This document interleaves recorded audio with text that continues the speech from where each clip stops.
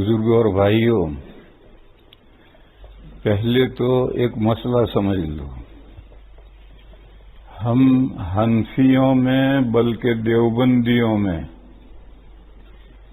یہ طریقہ چلا ہوا ہے کہ لوگ پہلے صف میں کھڑے ہو جاتے ہیں، امام صاحب بھی مصلی پہ آ جاتے ہیں، پھر اقامہ شروع ہوتا ہے، یعنی تکبیر شروع ہوتی ہے۔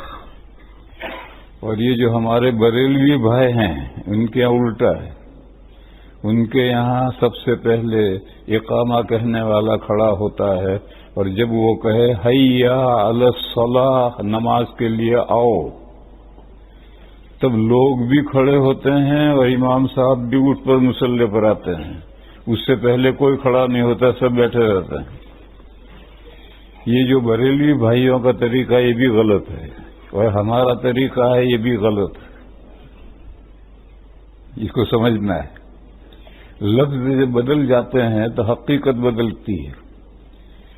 یہ جو تکبیر ہے اس کو ہم اردو میں تکبیر کہتے ہیں، کیونکہ پہلا لفظ اللہ اکبر ہے۔ عربی میں اس کو تکبیر نہیں کہتے، عربی میں اس کو کہتے ہیں اقامہ۔ یہ جو مولانا صاحب ہیں یہ جانتے ہیں کہ اقامہ کے معنی کھڑا کرنا، پر جب تک اقامہ شروع نہیں ہوا، کھڑا کرنا نہیں پایا گیا تو لوگ کیوں کھڑے ہوتے ہیں؟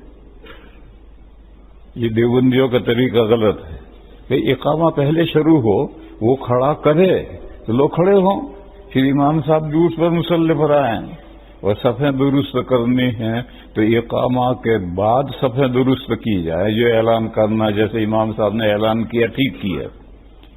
نبی پاک صلی اللہ علیہ وسلم اور چاروں خلفائے راشدین جب اقامہ پورا ہو جاتا تھا تو اس کے بعد صفیں سیدھی کرتے تھے، اور حضرت عمر کے زمانے میں تو انہوں نے چند صفوں پر ایک آدمی مقرر کر، 4 پر 1، 4 پر 1، 4 پر 1، یہ سب صفیں درست کر کے حضرت کو اطلاع کہتے تھے تو حضرت نماز شروع کرتے تھے۔ حضرت عثمان رضی اللہ تعالیٰ عنہ اور حضرت علی رضی اللہ تعالیٰ عنہ بھی اسی طریقے پر اقامہ کے بعد صفیں درست کرتے تھے، اور یہ سب روایتیں ترمذی شریف میں ہیں کہ امام صاحب نے دائیں طرف دیکھ لیا، بائیں طرف دیکھ لیا، بس دیکھ لیا، ہوگی صفیں سیدھی۔ ارے اس طرح صفیں سیدھی نہیں ہوتی ہیں، ہدایت دو۔ اگر اتنی بڑی مسجد ہے، ممبر پہ چڑھ کر دیکھو کہ کون آگے پیچھے کھڑا ہے، کون کندھے ملا کر نہیں کھڑا، ان کو ہدایت دو۔ دارالعلوم دیوبند کے صدر مفتی حضرت مفتی سید مہدی حسن صاحب قدس سرہ، ایک چھتے کی مسجد کہلاتی ہے، دارالعلوم کے قریب میں ہے، اس میں معذوروں کے لیے اور جو لوگ پیچھے رہ گئے ہیں ان کے لیے جمعہ کی نماز ہوتی تھی۔ اصل جمعہ کی نماز جامع مسجد میں ہوتی تھی، تو حضرت مفتی صاحب خطبہ دیتے تھے ممبر پر، خطبہ دینے کے بعد وہیں کھڑے رہتے تھے، اور اقامہ کہنے والا اقامہ شروع کرتا تھا۔ اس نے اقامہ کر دیا، اس کے بعد حضرت وہیں کھڑے کھڑے، وہ لال ٹوپی والے حضرت آگے بڑھو، فلاں صاحب ذرا مل کر کھڑے رہو، ایسے پوری مسجد کی صفیں درست کر کے پھر نیچے اتر کر کے نماز شروع کرتے تھے۔ تو صفیں درست کرنے کا وقت اقامہ کے بعد ہے، اور کھڑے ہونے کا وقت بھی اقامہ کے بعد ہے۔ تو ہم جب اقامہ شروع نہیں ہوا، کھڑا کرنا نہیں پایا گیا، تو ہم کیوں کھڑے ہو گئے؟ معلوم ہے ہم بھی غلط ہیں۔ اور بریلوی کہتے ہیں کہ نہیں، حیا علی الصلاۃ پر کھڑے ہو۔ ارے بھائی، اقامہ تو اللہ اکبر سے شروع ہوا، جب کھڑا کرنا پایا گیا تو کیوں کھڑے نہ ہو؟ تو وہ جو کہتے ہیں وہ بھی غلط ہے، اور ہم جو کرتے ہیں وہ بھی غلط ہے۔ صحیح کیا ہے؟ جب وقت ہونے والا ہو اور 5 سیکنڈ رہ جائیں تو اقامہ کہنے والا فوراً کھڑا ہو کر اقامہ شروع کر دے، پھر اس کے بعد لوگ کھڑے ہوں، اور امام صاحب کو صفیں درست کرنی ہو، 1-2 صفیں ہوں تو اس میں تو خاص کرنے کی ضرورت نہیں پیش آتی، مگر عید میں، جمعہ میں لمبا مجمع ہوتا ہے تو وہاں پوری صفیں درست کرنے کی ضرورت ہوتی ہے، تو حضرت مفتی صاحب ممبر پر ہی کھڑے رہتے تھے، اور اقامہ ختم ہونے کے بعد پوری مسجد کی صفیں درست کر کے پھر نیچے آ کر نماز شروع کرتے تھے۔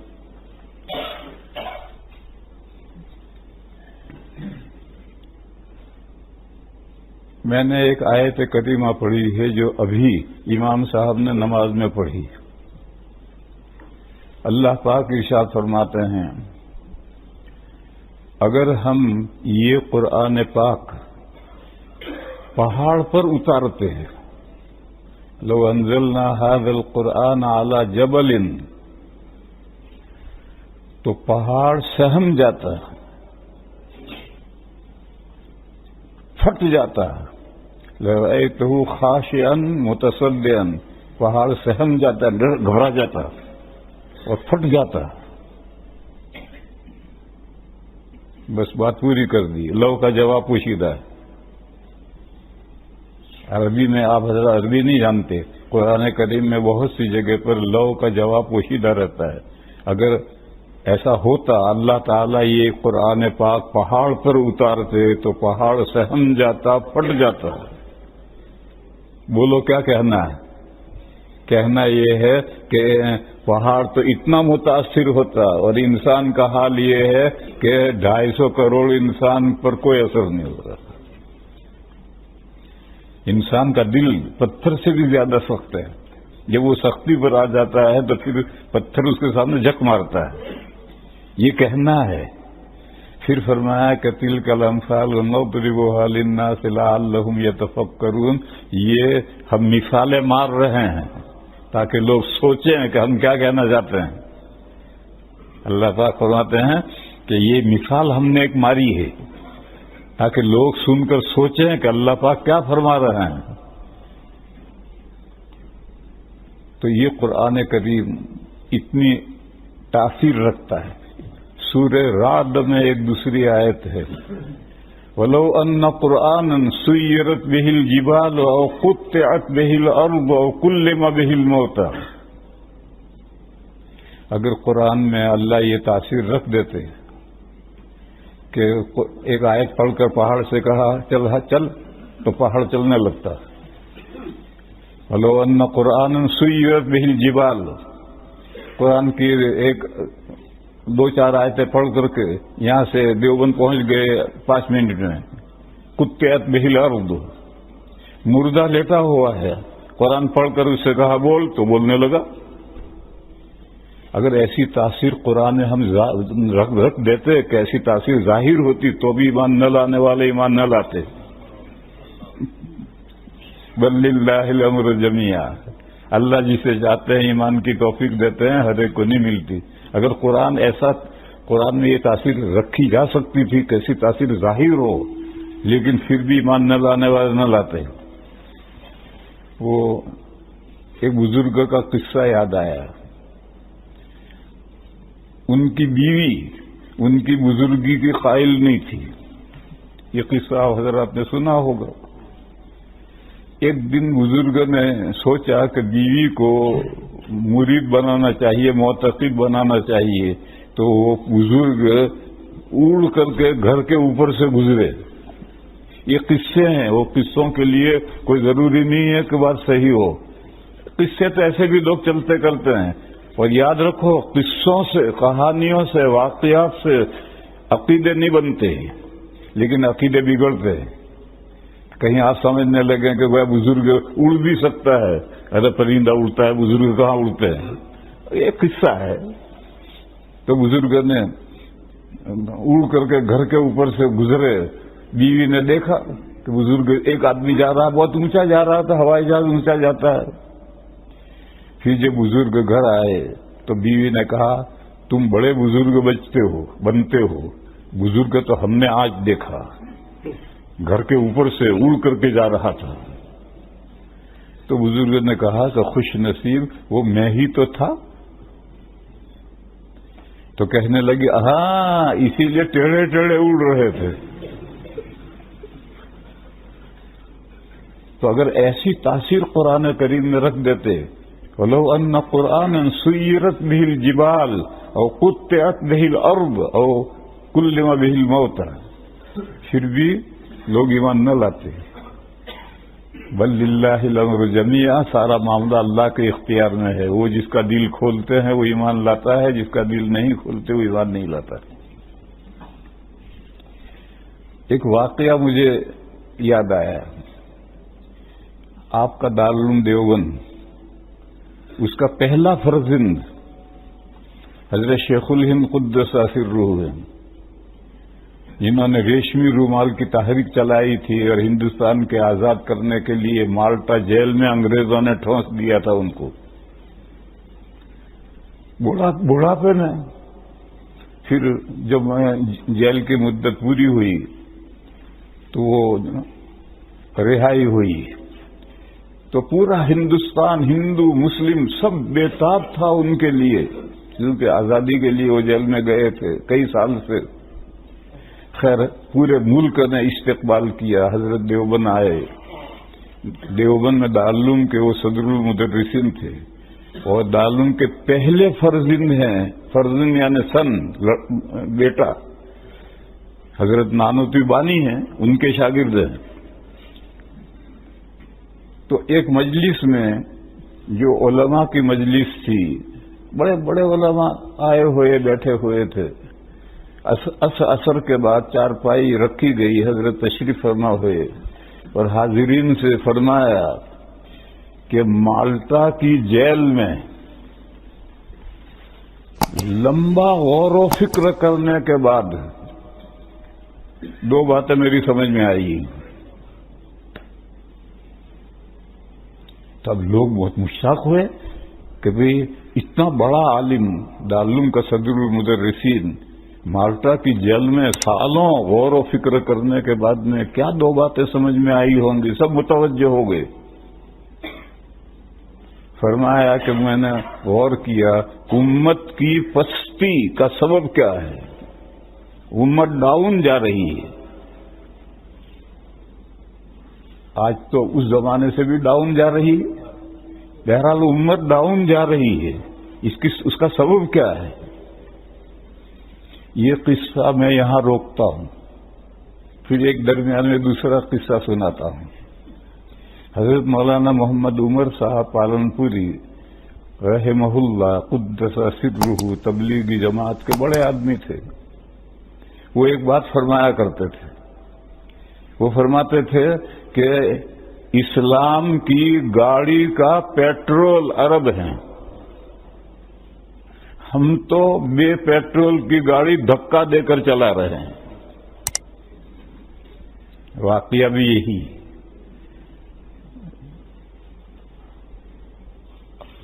نبی پاک صلی اللہ تعالی علیہ وسلم کو اللہ نے جو جزیرت العرب میں مبعوث کیا ہے تو گیلا بجا نہیں کیا ہے، اس قوم کے اندر کچھ خصوصیات ہیں، کچھ خوبیاں ہیں۔ جب تک عرب زندہ نہیں ہوگا اسلام سر بلند نہیں ہوگا، اور جب تک عرب دشمنوں کے ہاتھوں میں پھنسا رہے گا اسلام دنیا میں سر نگو رہے گا۔ ہم تو پیٹرول بغیر کی گاڑی دھکا دے کے چلا رہے ہیں، اس لیے جو دشمنان اسلام ہیں ان کی پوری توجہ مڈل ایسٹ پر ہے۔ ہم انڈیا، بنگلہ دیش، پاکستان، یہ وہ ملکوں کے مسلمان، ان پر تھوڑی بہت توجہ ہے کہ یہ مدرسے ختم ہو جائیں، لیکن ساری توجہ مڈل ایسٹ کے عربوں پر ہے کہ یہ عرب زندہ ہو گئے تو پھر ہماری ستیہ ناش ہو جائے گا۔ تو حضرت فرمایا کرتے تھے تو یہ بھی ایک سبب ہے۔ پوری کوشش ہے، پڑھاتے وہاں لے جا کر ہیں، برین واش کرتے ہیں، اور عورتوں کے جو کرتے ہیں وہ مردوں کو پہنا دیے۔ یہ جو اب ہم گھٹنوں تک کرتا پہنتے ہیں یہ تو عرب عورتوں کے کرتے ہیں، مردوں کے یہ کرتے نہیں ہیں۔ اب یہ کرتے سارے مردوں کو پہنا دیے۔ اب مردوں نے جب عورتوں کی چوڑیاں پہن لی تو عورتوں والی بزدلی ان میں آ جائے گی۔ تو جو لباس پہنو گے ایسے اثرات پہنیں گے۔ یہ مردوں والے اور کرتے نہیں ہیں جو ہم نے سنت سمجھ کر ہم پہنتے ہیں، یہ تو عرب عورتوں کے کرتے ہیں جو انہوں نے عربوں کو پہنا دیے تو ہم نے سنت سمجھ کر پہننا شروع کر دیا۔ اس لیے پورا زور، پوری کوشش ان کی عربوں پر، مڈل ایسٹ پر کوشش پر رہتی ہے کہ، اور ہر امیر کے گھر میں ایک عیسائی یا یہودی لڑکی بٹھا رکھی ہے۔ ہر امیر کے گھر میں، ہر بڑے کے گھر میں ایک یہودی لڑکی ہوگی یا عیسائی لڑکی ہوگی، اور وہ کیا کہیں گے؟ اہل کتاب سے نکاح جائز ہے تو نکاح کر رکھا۔ یہ تو میں نے درمیان میں مولانا محمد عمر صاحب رحمۃ اللہ علیہ کی بات کہی. اصل تو وہ بات لوگ ہے. جب سب لوگ متوجہ ہو گئے کہ رئیس العلماء سب سے بڑے حضرت نے مالٹا کی جیل میں کیا باتیں دو پائی ہیں، مسلمانوں کی پستی، مسلمان جو پوری دنیا میں ڈاؤن جا رہے ہیں، حالانکہ 150 کروڑ ہیں پوری دنیا میں، مسلمان 150 کروڑ ہیں، اور فتح مکہ کے موقع پر 10,000 تھے مسلمان، اور رومن ایمپائر سے جب لوہا لینے کے لیے گئے تھے تو 30,000 مسلمان تھے. ان کو ہمت نہیں ہوئی آنکھیں ملانے کی، سامنے مقابلے میں نہیں آئے. تو 10,000 اور 30,000 ساری دنیا پر چھا گئے تھے. آج ہم 150 کروڑ ہیں تب بھی پست ہیں. تو اس کا سبب کیا ہے؟ حضرت نے فرمایا کہ اس کے 2 سبب سمجھ میں آئے. ایک، مسلمانوں کا قرآن سے دور ہو جانا، اور ایک مسلمانوں کا آپس میں اختلاف. ان 2 وجہ سے مسلمان ڈاؤن جا رہے ہیں. اگر قرآن کریم سے قریب ہو جائیں، جو عربی جانتا ہے وہ تو براہ راست قرآن سے قریب جائے گا، سمجھے گا، اور جو عربی نہیں جانتا وہ دنیا میں ہر زبان میں ترجمے ہو چکے ہیں، ان ترجموں کی مدد سے قرآن کریم کو سمجھے گا. اور قرآن کریم کیا فرما رہا ہے اس پر عمل کرے تو سربلند ہوگا. قرآن کریم میں ایک جگہ پر فرمایا گیا ہے، وَلَا تَهِنُوا وَلَا تَحْزَنُوا وَأَنْتُمُ الْأَعْلَوْنَ إِن كُنتُم مُؤْمِنِينَ. غمگین مت ہو، بزدل بودے مت ہو، وَلَا تَهِنُوا بودے مت ہو، وَلَا تَحْزَنُوا غمگین مت ہو، تم ہی اونچے ہو، سر بلند ہو. اگر تمہارے اندر ایمان ہو پکا تو تم ہی سر بلند ہو. تو حضرت نے فرمایا کہ قرآن سے مسلمانوں کا دور ہو جانا. اب رمضان گیا ہے، اللہ کے فضل سے مسجد آباد تھی، لوگوں نے خوب قرآن پڑھے، اب بند کر کے طاقوں میں رکھ دیا ہے. اب اگلے رمضان تک کوئی قرآن کو ہاتھ نہیں لگائے گا، الا ماشاء اللہ کوئی لے کے پڑھنے بیٹھے گا، اور ترجمے اور تفسیر کی مدد سے تو کوئی سمجھنے کی کوشش کرے گا ہی نہیں. تو حضرت نے فرمایا کہ مسلمانوں کا قرآن کریم سے دور ہو جانا یہ پستی کا سبب ہے. جب تک مسلمان قرآن سے قریب نہیں آئیں گے پستی دور نہیں ہوگی. اور دوسرا سبب ہے مسلمانوں کا باہمی اختلاف. یہ جو اختلاف ہے اس سے ہوا خزی ہو جاتی ہے، ہوا نکل جاتی ہے، دبدبا ختم ہو جاتا ہے اختلاف سے. اس کی میں ایک مثال ذکر کروں. اس ملک میں تمام اہل حق یعنی دیوبندی چاند کے مسئلے میں سب متفق تھے. میں یہاں سب سے پہلے آیا ہوں اس ملک میں 40 سال پہلے، بولٹن میں آیا تھا. اس لیے میں یہ جو چاند کے مسئلے میں ہمارے درمیان میں اختلاف ہوا، اور آج گھر گھر میں اختلاف ہے. ایک گھر میں بیوی ادھر ہے، بیٹے ادھر ہیں، شوہر ادھر ہے، بھائی ادھر ہے، ایک ادھر ہے. یہ جو اختلافات ہم دیوبندیوں میں ہو رہے ہیں، ساری دنیا کے اختلافات کو چھوڑو، آج ہم دیوبندیوں میں جو اختلافات ہو رہے ہیں اس کی بنیاد آج سے 35 سال پہلے پڑی تھی. اور میں یہاں اس ملک میں 40 سال سے آ رہا ہوں، اس لیے مجھے پوری تفصیلات معلوم ہے. آپ کو اتنی معلومات نہیں جتنی مجھے معلوم ہے.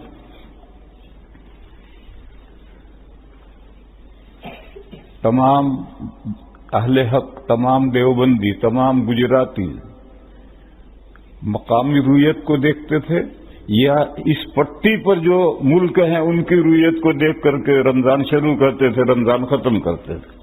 اس پٹی پر مراکش آتا ہے، پھر آگے ساؤتھ افریقہ آتا ہے، وہاں بھی اپنے لوگ ہیں. یہ پوری لمبی پٹی ہے.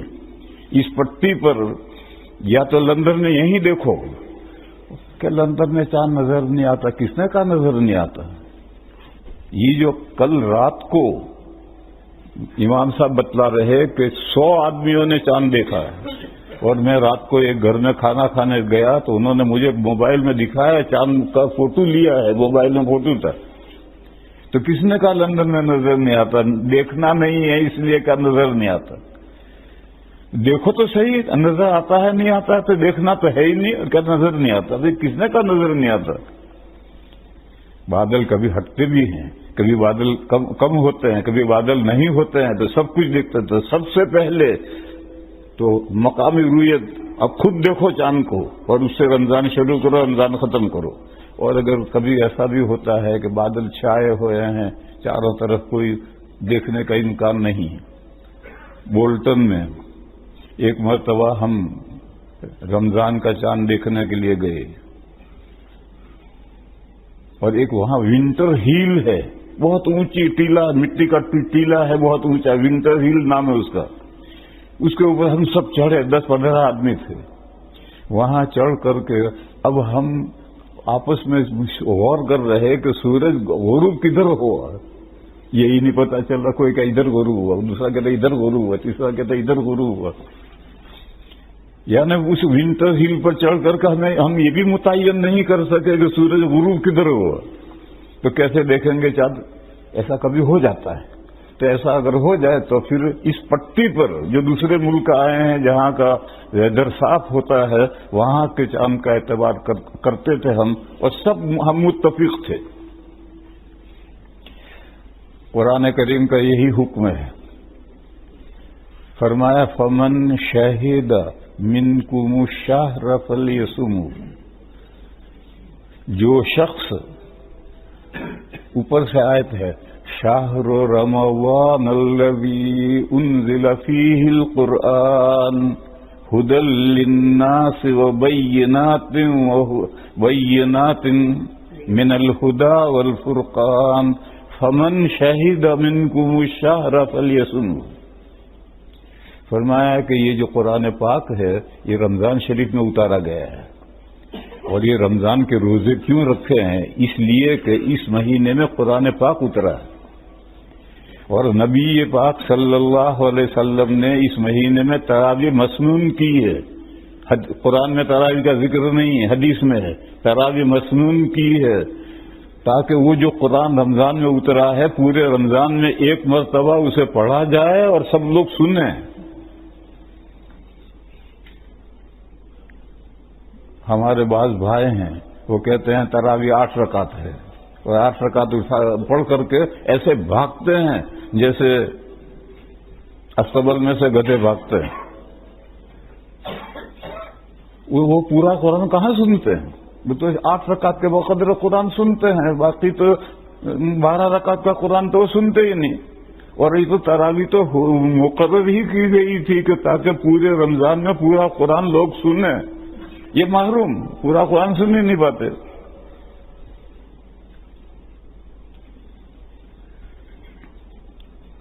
پھر فرمایا کہ فمن شہد منکم الشہر فلیصمہ، پس جو شخص تم میں سے رمضان شریف کا مشاہدہ کرے، آنکھ سے دیکھے، وہ اس مہینے کے روزے رکھے.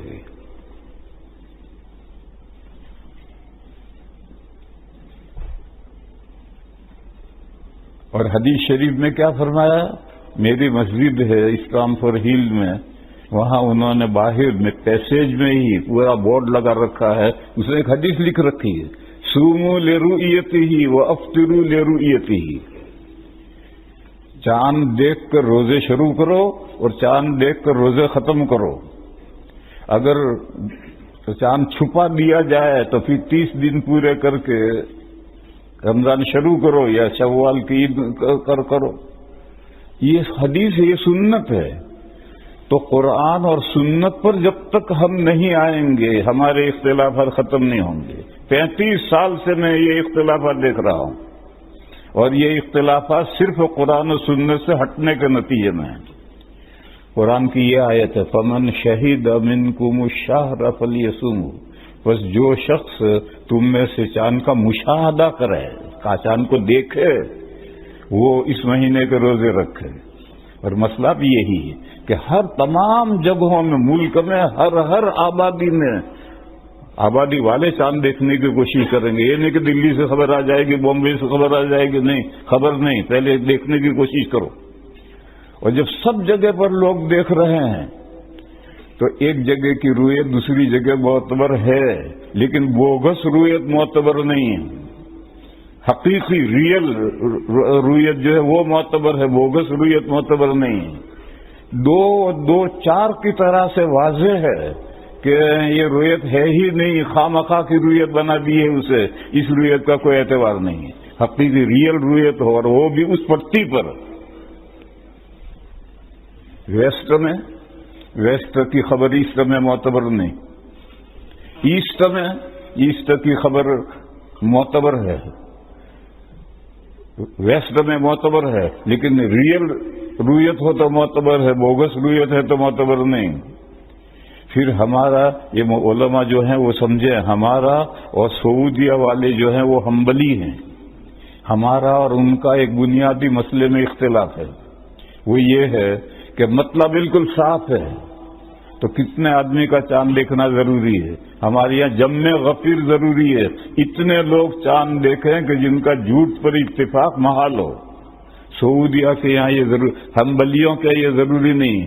ہمبلیوں کے یہاں اگر مطلع صاف ہو تو بھی 2 آدمیوں کی گواہی پر چاند ثابت ہو جاتا ہے، تو ہمارے یہاں تو ثابت ہی نہیں ہوتا۔ اور سعودی عرب کا مطلع عام طور پر صاف رہتا ہے۔ سعودی عرب میں مکہ مدینے میں تو اس سال بارش ہو رہی تھی، لیکن سعودی عربیہ تو بہت بڑا ملک ہے،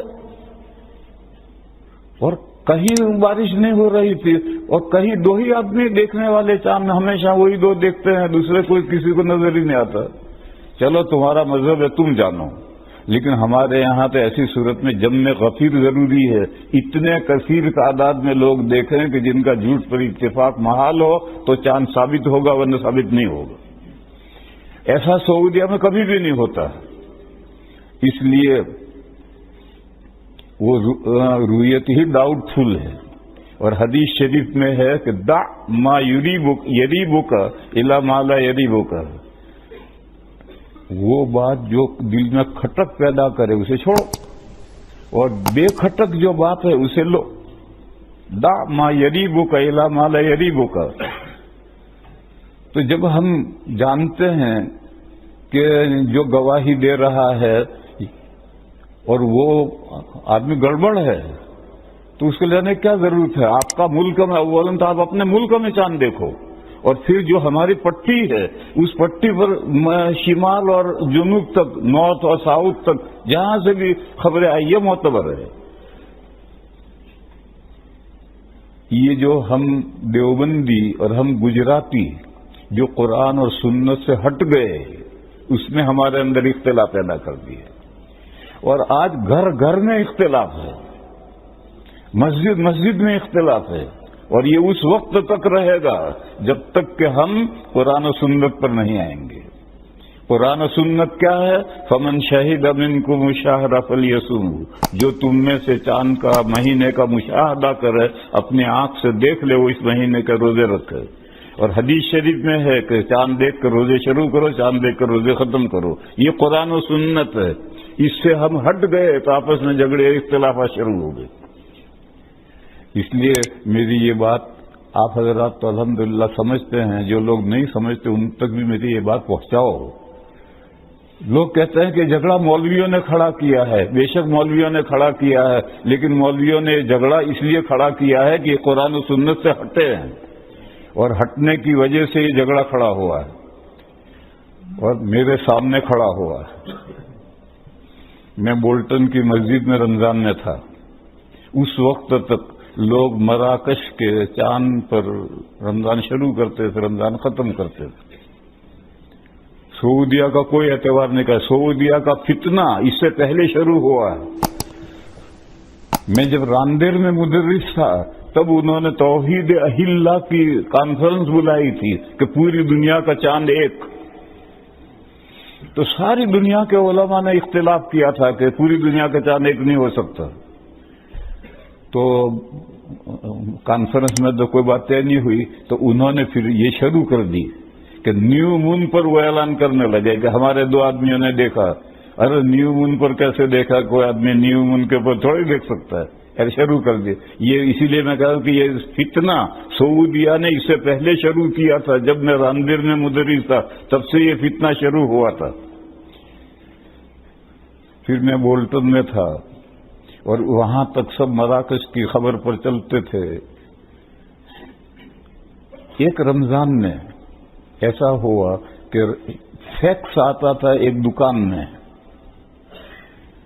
تو 12 بجے تک تو 29 تاریخ کو بیٹھے بیٹھے انتظار کرتے رہے، کوئی فیکس آئے کوئی فیکس آئے، نہیں آیا. تو لوگ جا کے سو گئے. ان کے سونے کے بعد رات 2 بجے فیکس آیا کہ چاند ہو گیا. اب دکان میں تو کوئی تھا ہی نہیں. جب صبح 10 بجے دکان کھلی تو یہ فیکس ملا کہ چاند ہو گیا، اور انہوں نے اعلان کر دیا کہ بھائی چاند نہیں ہو، روزہ رکھو. تو سب نے روزہ رکھا، میں نے بھی روزہ رکھا ہے بولٹن میں. اب 10 بجے فیکس ملا کہ چاند ہو گیا. تو اب ہمارے لوگ کمیٹی والے سب اکٹھا ہوئے، بھی کیا کریں گے، کیا کرنا. میں ایسے موقع پر کمیٹیوں میں شامل نہیں ہوتا. بھائی تمہارے ملک کا مسئلہ تم خود ہی نمٹو، مجھے میں شریک کرو. جب ان سے کوئی فیصلہ نہیں ہوا تو پھر وہ بولٹن میرے پاس آئے. تو میں نے کہا کہ بھئی جب تم مراکش کے چاند پر فیصلہ کرتے ہو اور وہ فیکس آ گیا ہے اور تم 12 بجے اٹھ کے چلے گئے، تمہاری غلطی تھی. وہ تو جب ان کا فیصلہ ہوگا تب فیکس کرے گا، لہذا اس فیکس کے مطابق آج روزہ توڑ دو اور اگلے دن عید پڑھو. یہ فیصلہ کر دیا. بولٹن کی مسجد میں ظہر کی نماز کے بعد میں نے کھڑے ہو کر اعلان کیا کہ یہ صورتحال پیش آئی، اور سب کے سامنے میں نے پانی پیا اور پھر سب نے روزہ توڑا. دوسرے دن عید ہوئی. یہ واقعہ پیش آیا تھا آج سے 35 سال پہلے. اس وقت 3 بندوں نے روزہ نہیں توڑا. میں نام نہیں لیتا ان کا، ان میں سے 1-2 تو بھی حیات ہیں. 3 بندوں نے روزہ نہیں توڑا. تو باقی لوگوں نے کہا کہ بھئی ہم تو تمہاری دم پکڑ کر کے مراکش کے پیچھے چل رہے تھے، اور تم نے کیوں مراکش کی بات نہیں مانی. انہوں نے روزہ نہیں توڑا، شام تک روزہ پورا کیا. بس یہیں سے اختلاف شروع ہوا. یہ میجورٹی کہتے کہ ہم تو تمہاری دم پکڑ کر نہیں جاتے، ہم تو سعودیہ کے پیچھے جائیں گے. یوں سعودیہ کا اور مراکش کا یہ اختلاف 35 سال پہلے شروع ہوا ہے. تو میرے بھائیوں، میں کہہ ہی رہا تھا کہ قرآن و سنت، حضرت نے فرمایا تھا کہ مسلمانوں کی پستی 2 وجہ سے ہے. ایک تو قرآن و سنت سے بعد ہو گیا، اور دوسرا مسلمانوں کا اختلاف.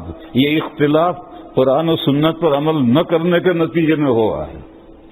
آج بھی اگر ہم لوگ قرآن و سنت پر آئیں گے تو اختلاف ختم ہوگا. اس کے علاوہ اختلاف ختم کرنے کی کوئی صورت نہیں، بلکہ اختلاف بڑھتا ہی چلا جائے گا. کچھ لوگ تو حساب والے کھڑے ہو جائیں گے، کچھ لوگ وہاں کا اعتبار کریں گے، کچھ لوگ وہاں کا اعتبار کریں گے.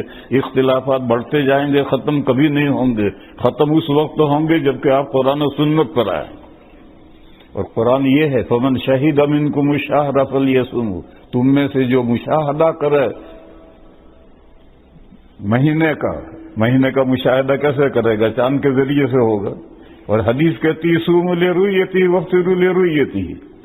اور یہ بات بالکل یقینی ہے کہ ایسٹ کی خبر ویسٹ میں مانی جاتی ہے، لیکن ایسٹ کی خبر رویت جو ہے ریئل ہو تو مانی جائے گی، بوگس ہو تو کیسے مانی جائے گی؟ اور ویسٹ کی خبر تو ایسٹ میں نہیں مانی جاتی ہے. مگر اب ماننے لگے. سعودیہ کی خبر ملیشیا، انڈونیشیا والے فالو کر رہے ہیں. وہ ایسٹ میں فار اوے وہ فالو کر رہے ہیں. اس سال نہیں کیا. یہ کہہ رہے ہیں کہ انڈونیشیا، یہاں ایک دوسرا مسئلہ کھڑا ہوا. جب پہلا روزہ سعودیہ نے اعلان کیا تو میں اسی مسجد میں تھا. میں نے بھی سب کے ساتھ روزہ رکھا. مسجد میں اختلاف نہیں ہونا چاہیے. اور ایک روزہ ہم نفلی رکھ لیں تو کیا حرج ہے؟ تو میں نے بھی رکھا. لیکن جب رمضان ختم ہوا تب بھی یہی صورت پھر پیش آئی.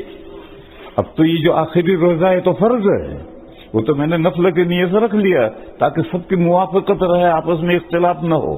لیکن اب تو یہ تو فرض ہے. اب فرض میں لوگوں کی موافقت کی وجہ سے ہم فرض کو چھوڑ دیں، یہ نہیں ہو سکتا.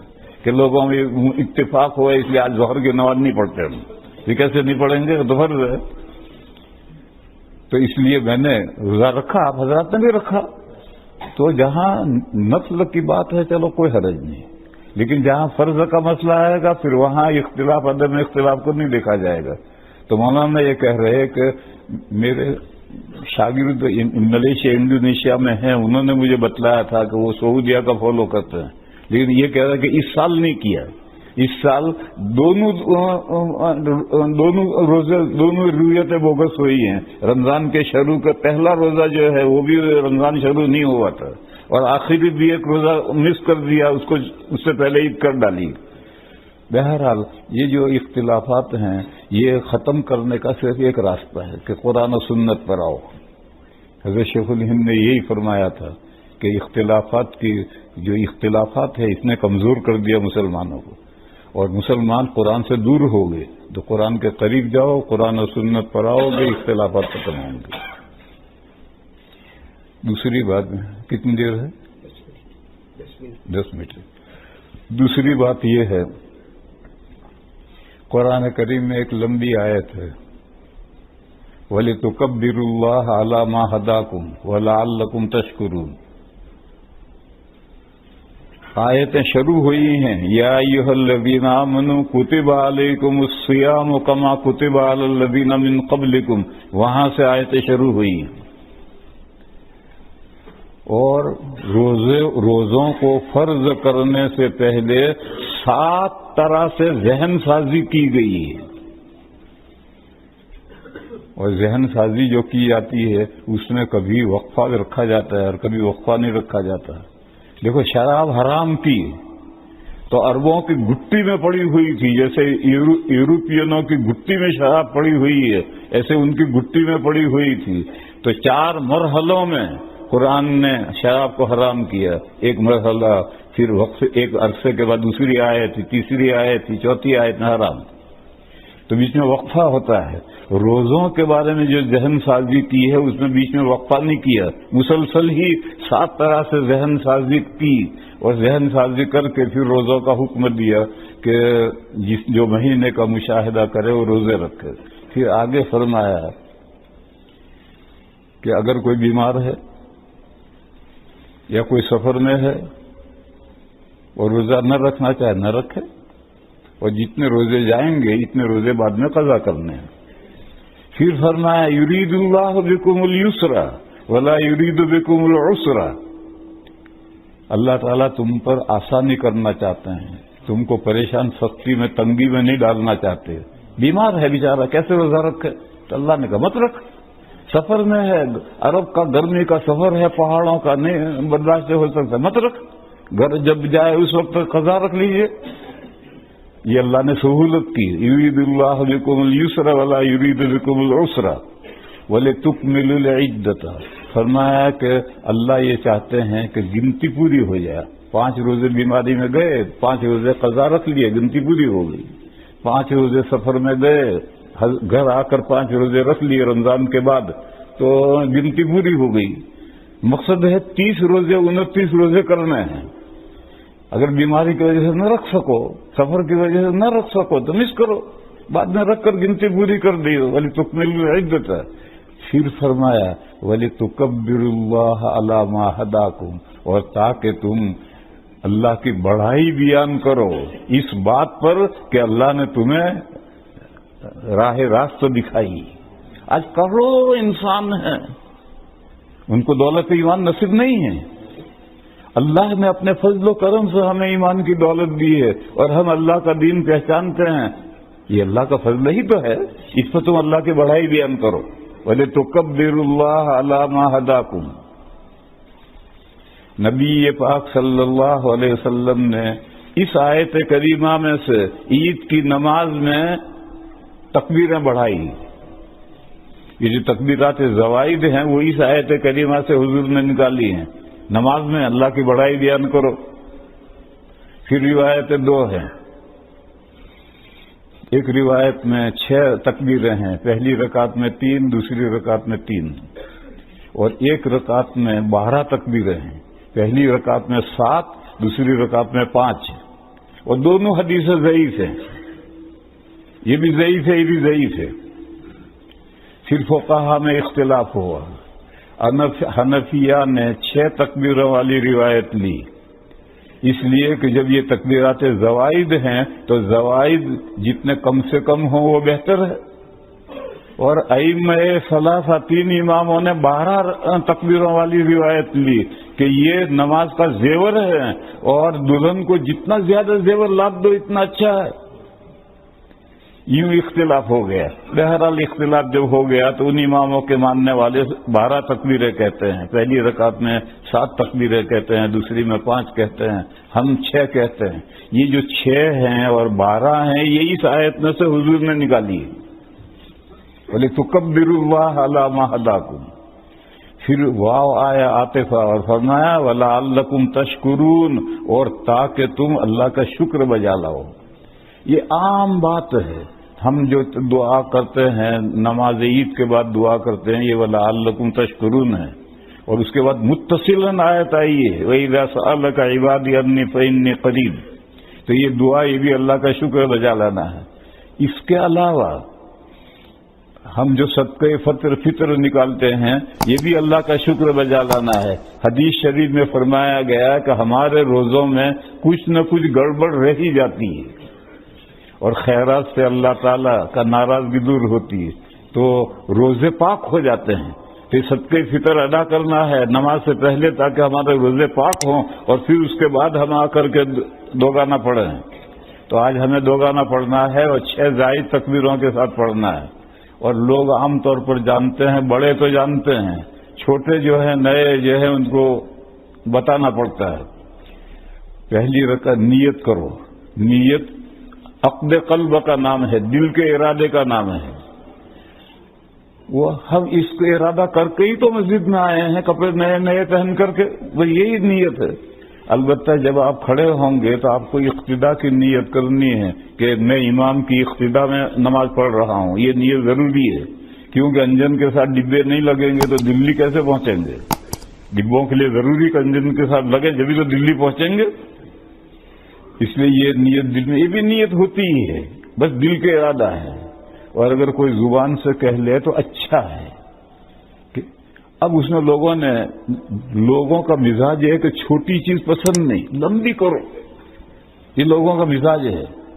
اگر دعا 2 لفظوں میں کرو تو لوگوں کو پسند نہیں، 1 گھنٹے کی دعا کرو تب مزہ ہے لوگوں کو، اگرچہ سمجھا کچھ نہیں۔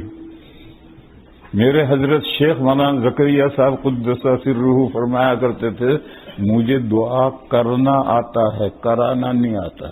تبلیغ جماعت جو ہے دعا کے اندر غلو کرنے لگی ہے، حد سے آگے بڑھتی ہے، 1 گھنٹے تو ہوتا ہے، اور لوگ دور دور سے دعا میں شریک ہونے آتے ہیں، اور وہ دعا نہیں ہوتی، دعا یا تقریر ہوتی۔ جو کوئی دعا کر رہا تو یوں ہاتھ کرے گا، بھئی یہ تو تقریر کر رہا ہے دعا کر رہا ہے؟